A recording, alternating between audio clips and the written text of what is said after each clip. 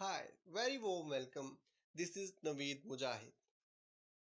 Today we are going to discuss about transcription, key players as well as the whole process of transcription. सबसे पहले हम ये देख लेते हैं कि ट्रांसक्रिप्शन क्या होती है। डबल स्टैंडर्ड डीएनए से सिंगल स्टैंडर्ड आरएनए का बनना ट्रांसक्रिप्शन कहलाता है। तो इसकी डेफिनेशन हम देख लेते हैं। Formation of RNA encoded from DNA with the help of enzyme polymerase. अब यहाँ पर गौर करने वाली ये बात है कि यहाँ पे पॉलीमरेज एंजाइम कौन सा यूज़ होगा। आया कि डीएनए पॉलीमरेज एंजाइम यूज़ होगा या फिर आरएनए पॉलीमरेज एंजाइम यूज़ होगा। तो स्टूडेंट्स, क्योंकि हम आरएनए की सिंथेसिस करवा रहे हैं तो इसके अंदर जो एंजाइम यूज़ होगा वो भी आरएनए पॉलीमरेज एंजाइम ही होगा। तो इसकी प्रॉपर डेफिनेशन कुछ यूँ बन जाती है। Formation of RNA encoded from DNA with the help of enzyme RNA polymerase is known as transcription.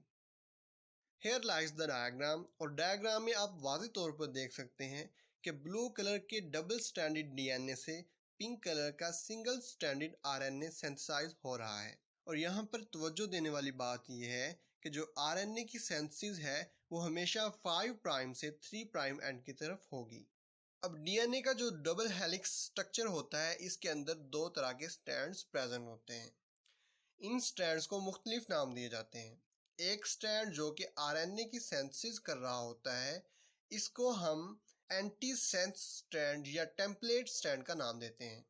और इसके ऑपोजिट साइड पे जो कि डीएनए की सिंथेसिस के अंदर पार्टिसिपेट नहीं कर रहा होता इसको हम कोडिंग स्ट्रैंड या सेंस स्ट्रैंड का नाम देते हैं। तो स्टूडेंट्स, मैं आप लोगों की ईज के लिए डीएनए के जो दो स्ट्रैंड्स हैं इनकी नंबरिंग कर देता हूँ। ऊपर वाले स्ट्रैंड को हम फर्स्ट नंबर असाइन कर देते हैं और बाद वाले स्ट्रैंड को हम सेकंड नंबर असाइन कर देते हैं। और मैं आपसे ये पूछता हूँ कि मुझे बताइए कि इसमें टेम्पलेट स्ट्रैंड कौन सा है। तो आप मुझे बताएंगे कि जो सेकंड स्ट्रैंड है ये टेम्पलेट स्ट्रैंड है। क्यों भाई, ये टेम्पलेट स्ट्रैंड क्यों है? तो आप डेफिनेटली मुझे ये बताएंगे क्योंकि इस स्ट्रैंड से आरएनए की सिंथेसिस हो रही है तो इसलिए हम इस स्ट्रैंड को टेम्पलेट स्ट्रैंड का नाम देते हैं। अब हम बात कर लेते हैं कि जो प्रोकैरियोट्स होते हैं इसके अंदर एक तरह का आरएनए पॉलीमरेज एंजाइम 3 तरह के आरएनए की सिंथेसिस करता है। Number 1 ribosomal RNA, number 2 messenger RNA and number 3 transfer RNA. और अगर हम यूकैरियोट्स की बात करें तो इसके अंदर 3 मुख्तलिफ आरएनए पॉलीमरेज एंजाइम होते हैं जो कि स्पेसिफिक आरएनए की सिंथेसिस कर रहे होते हैं। मिसाल के तौर पर RNA polymerase 1 ribosomal RNA synthesise कर रहा होता है। आरएनए पॉलीमरेज 2 मैसेंजर आरएनए की सिंथेसिस करता है और जबकि आरएनए पॉलीमरेज 3 ट्रांसफर आरएनए को सिंथेसाइज करता है। अब हम बात करते हैं कि प्रोमोटर साइट क्या चीज़ होती है। तो स्टूडेंट्स, डीएनए टेम्पलेट स्ट्रैंड के ऊपर एक ख़ास जगह होती है जहां पर आरएनए पॉलीमरेज एंजाइम्स जाकर बाइंड करता है। इस ख़ास जगह को हम प्रोमोटर साइट का नाम देते हैं। प्रोमोटर साइट के अंदर भी आरएनए पॉलीमरेज एंजाइम रैंडमली जाकर अटैच नहीं हो जाता बल्कि प्रोमोटर साइट के अंदर एक ख़ास सीक्वेंस पर जाकर बाइंड करता है। ये सीक्वेंस दो तरह के होते हैं। Number 1 TTGACA and TATAT sequence.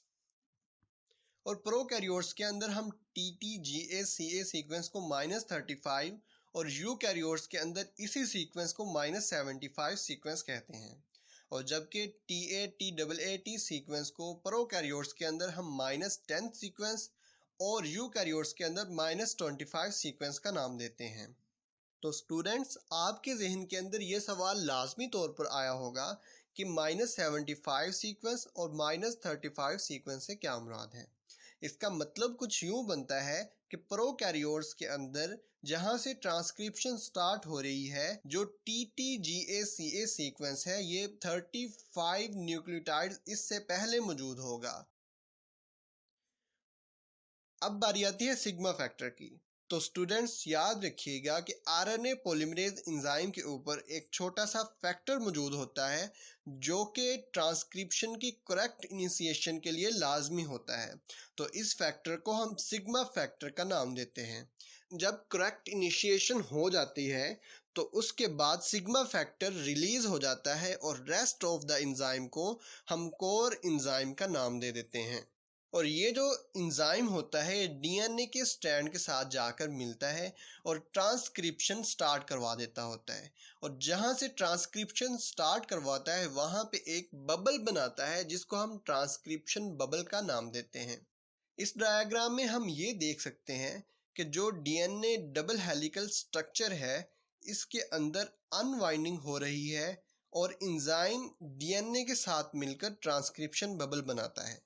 ये जो ट्रांसक्रिप्शन बबल है ये डीएनए स्ट्रैंड के ऊपर मूव करती है और ट्रांसक्रिप्शन को कंप्लीट करवा देती है। और जब ट्रांसक्रिप्शन कंप्लीट हो जाती है तो टर्मिनेशन स्टार्ट हो जाती है। In DNA template strand GC base pairs are followed by AT base pairs which terminate transcription, as well as in RNA strand GC hairpin is followed by 4 uracil ribonucleotides which terminate transcription। तो इस तरह transcription की termination हो जाती है और transcription रुक जाती है। और इस डायग्राम में आपको GC हेयरपिन नजर आ रही है जिसके पीछे यूरासिल राइबोन्यूक्लियोटाइड्स मौजूद हैं। जब मैसेंजर आरएनए बन जाता है तो मैसेंजर आरएनए की पोस्ट ट्रांसक्रिप्शन मॉडिफिकेशन की जाती है। अगर हम प्रोकैरियोट की बात करें तो इसके अंदर न्यूक्लियस मौजूद नहीं होता, तो इसके अंदर ट्रांसक्रिप्शन जो हो रही होती है वो साइटोप्लाज्म के अंदर ही हो रही होती है और वहीं पर ट्रांसलेशन स्टार्ट हो जाती है। तो इसलिए प्रोकैरियोट्स के अंदर पोस्ट ट्रांसक्रिप्शन मॉडिफिकेशन की जरूरत नहीं पड़ती। और अगर हम यूकैरियोट की बात करें तो इसके अंदर डिस्टिंक्ट न्यूक्लियस मौजूद होता है और ट्रांसक्रिप्शन न्यूक्लियस के अंदर ही हो रही होती है। और जब ट्रांसक्रिप्शन कंप्लीट हो जाती है तो मैसेंजर आरएनए जो बनता है उसको माइग्रेट करना होता है फ्रॉम न्यूक्लियस टू साइटोप्लाज्म। तो इसलिए इसको ट्रांसक्रिप्शन मॉडिफिकेशन की जरूरत पड़ती है ताकि जो इस सफर के दौरान न्यूक्लिएजेज एंजाइम या प्रोटीएजेज एंजाइम मौजूद होते हैं वो मैसेंजर आरएनए को खराब ना कर सकें। तो यूकैरियोट्स के अंदर दो तरह की मॉडिफिकेशन होती है। एक 7 मिथाइल जीटीपी हेड हम अटैच करते हैं 5 प्राइम एंड के ऊपर मैसेंजर आरएनए के, और नंबर 2 हम पॉली ए टेल ऐड करते हैं 3 प्राइम एंड के ऊपर ऑफ मैसेंजर आरएनए। इस तरह पोस्ट ट्रांसक्रिप्शन मॉडिफिकेशन कंप्लीट हो जाती है और जो मैसेंजर आरएनए है वो मुकम्मल तौर पर तैयार हो जाता है साइटोप्लाज्म के अंदर जाने के लिए ताकि इसकी ट्रांसलेशन स्टार्ट हो जाए। So that is all about transcription. अपना ख्याल रखिएगा। अल्लाह निगहबान।